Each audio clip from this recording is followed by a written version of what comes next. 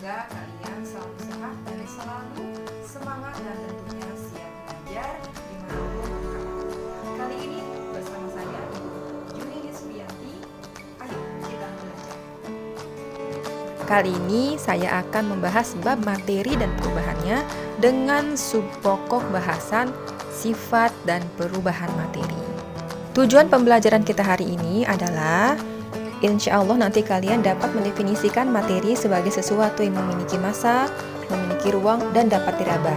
Kemudian dapat menjelaskan pengelompokan materi berdasarkan sifatnya sesuai dengan konsep sifat materi, menguraikan pengertian perubahan materi dan pengelompokannya, juga mengemukakan perubahan fisika dan perubahan kimia sesuai konsep perubahan materi secara mandiri dan cermat.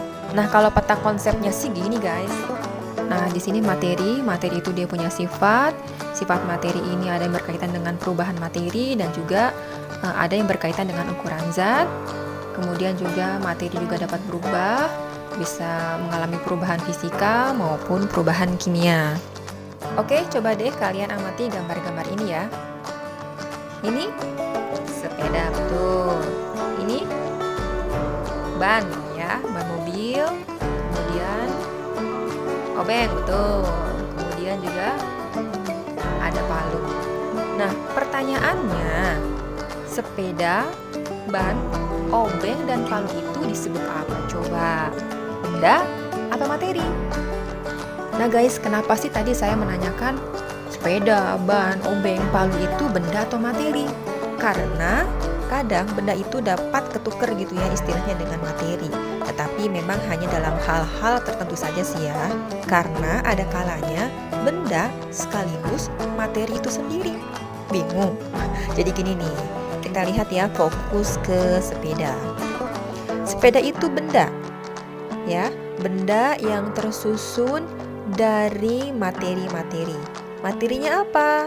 Ayo kita perhatiin sepeda ya, yang ini ya. Di sini ada karet.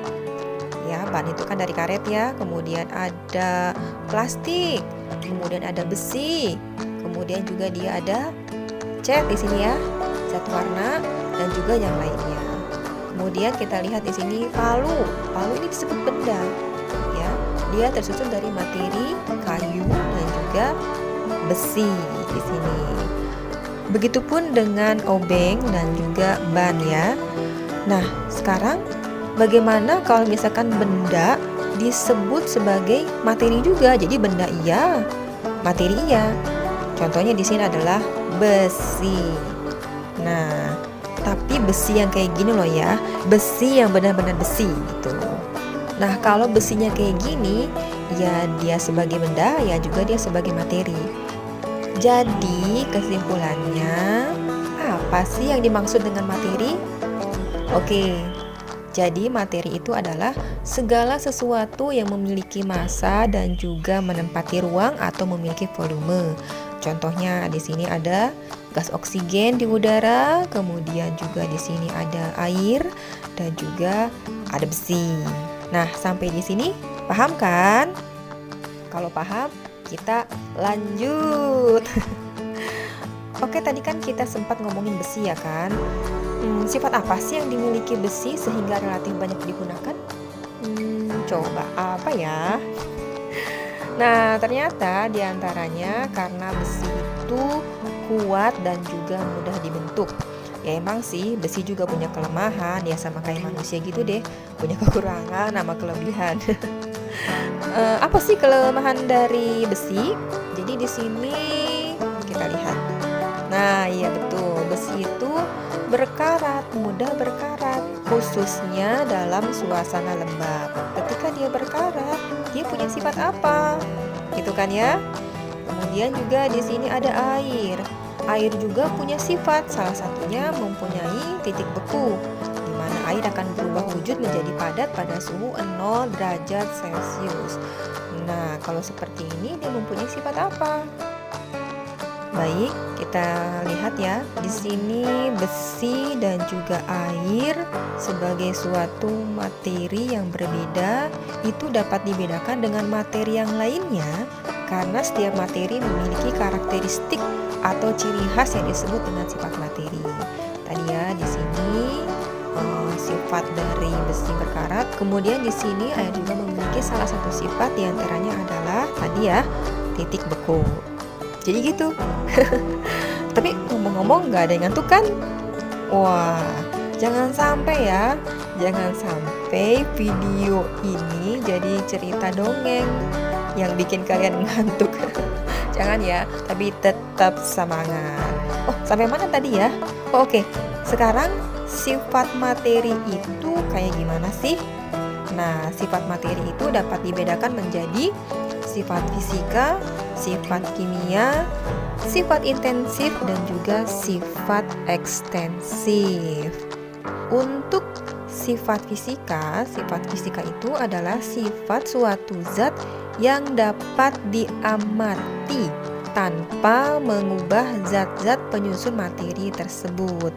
Antara lain ya, di sini ada wujud zat, kemudian warna, bau, titik leleh, titik didih, titik beku tadi ya pada air ya, massa jenis, kelarutan, dan lain sebagainya. Kemudian ada sifat kimia. Sifat kimia itu dia mempunyai ciri-ciri suatu zat yang berhubungan dengan terbentuknya zat jenis baru atau terjadi perubahan materi menjadi materi yang lain. Antara lain dia di sini mudah berkarat, kemudian reaktivitas suatu zat, mudah busuk, mudah meledak, dan lain sebagainya. Oke, selanjutnya adalah sifat ekstensif. Sifat ekstensif ini adalah sifat yang bergantung pada jumlah. Contohnya di sini ada massa dan volume. Kalau misalkan digambarkan seperti ini, massa dari satu batang besi itu berbeda dengan massa dari 2 batang besi, ya kan? Ini bergantung pada jumlah. Atau volume 1 gelas air dengan 1 galon air itu berbeda. Ini bergantung pada jumlah. Nah, pada saat itu air memiliki sifat ekstensif karena dipengaruhi oleh jumlah. Kemudian ada sifat intensif. Sifat intensif ini adalah tidak bergantung pada jumlah. Contohnya adalah rasa, warna, massa jenis, dan lainnya. Kalau digambarkan seperti ini, sifat intensif ya. Misal, garam dia mau 1 sendok, mau dia 1 karung, itu sama rasanya, sama-sama asin. Artinya, mau jumlahnya berapapun, dia rasanya tetap sama. Ketika itu, garam dia memiliki sifat intensif dalam hal rasanya, sama-sama asin. Kemudian massa jenis air, mau dia 1 gelas ataupun 1 galon, dia sama-sama 1 gram per mili massa jenisnya. Oke deh, sampai sini. Apa kamu bisa menjelaskan perbedaan sifat fisika dan sifat kimia, juga sifat intensif dan ekstensif? Pastinya udah dong, ya kan? Jelas banget kan tadi? Bagaimana dengan perubahan materi? Untuk itu, saya ingin kalian menyimak video yang akan ditampilkan, kemudian nanti kalian simpulkan ya. Oke, kita lihat dulu videonya. Materi dapat berubah keadaannya menjadi bentuk yang lain dikarenakan sifat yang dimiliki materi itu sendiri.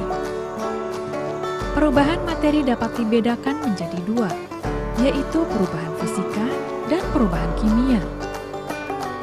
Perubahan fisika adalah perubahan yang merubah suatu zat dalam hal bentuk, wujud atau ukuran, tetapi tidak merubah zat tersebut menjadi zat baru. Perubahan kimia merupakan perubahan materi membentuk materi baru. Ciri-ciri perubahan kimia: timbul gas, terbentuk endapan, perubahan suhu, perubahan warna, irreversibel atau tidak dapat dengan mudah kembali ke bentuk semula. Ketika gula dibakar, maka perubahan yang terjadi adalah perubahan kimia. Karena pada peristiwa ini gula menjadi karamel yang berwarna kecoklatan. Perubahan yang terjadi ketika tablet multivitamin berkarbonasi dilarutkan dalam air menimbulkan gelembung-gelembung udara. Perubahan ini termasuk perubahan kimia karena pada proses perubahan wujud, tablet ini menghasilkan gas atau gelembung udara. Pada saat gula dilarutkan, gula yang semula padat menjadi cair, namun tidak dihasilkan perubahan warna, perubahan suhu, gas, maupun zat baru. Rasa pada larutan gula tetap sama, dan ketika larutan gula diuapkan kembali, maka akan menghasilkan gula kembali. maka perubahan ini termasuk perubahan fisika. Perubahan warna pada indikator kol merah yang semula berwarna ungu ketika mengenai larutan basa menjadi berwarna kehijauan merupakan perubahan kimia.